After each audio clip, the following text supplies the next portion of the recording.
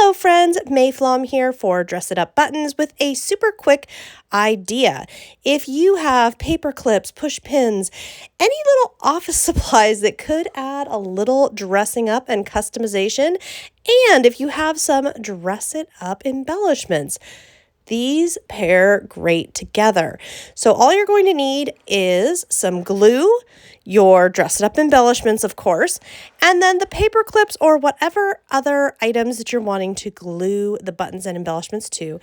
What you see me doing here is a flower. So that's just one of our flat back rhinestone flowers. And you're going to press the paper clip down. Now, if you want it to be decorative on both sides, you could put another on the back, either of the same size or slightly smaller. That's up to you. It really is personal preference and depends on how you're going to be using these.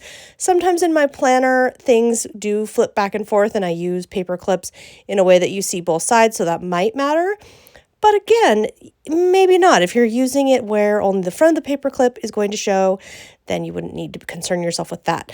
I am using E6000 glue. However, any permanent adhesive that will be long lasting and nice and strong will work for this. And now I've got my little coconut drink extra that I had, little flat back embellishment, and adding that. As you can see, this is super easy, and this can be a lot of fun to dress up school supplies, office supplies, make some of those paperwork tasks just a little bit more fun. You can see I'm digging around there in my little container of buttons, looking for others. This is also a really great way to use up leftovers. If you have one or two leftover buttons from a project, you don't quite know what to do with it, you don't want to really store it, well, go ahead and put it on something.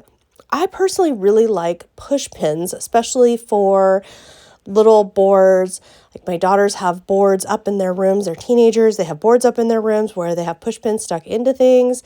So this makes it just a little more fun, a little cute, and super, super easy. Now, what you see me doing here, I am propping my coconut up.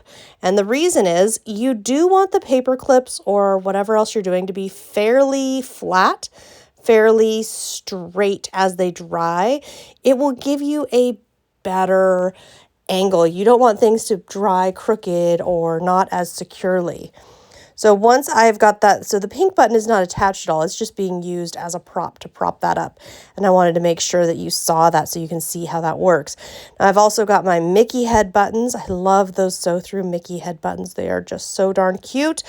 And I've got the other clips that I have up there that you see at the top left.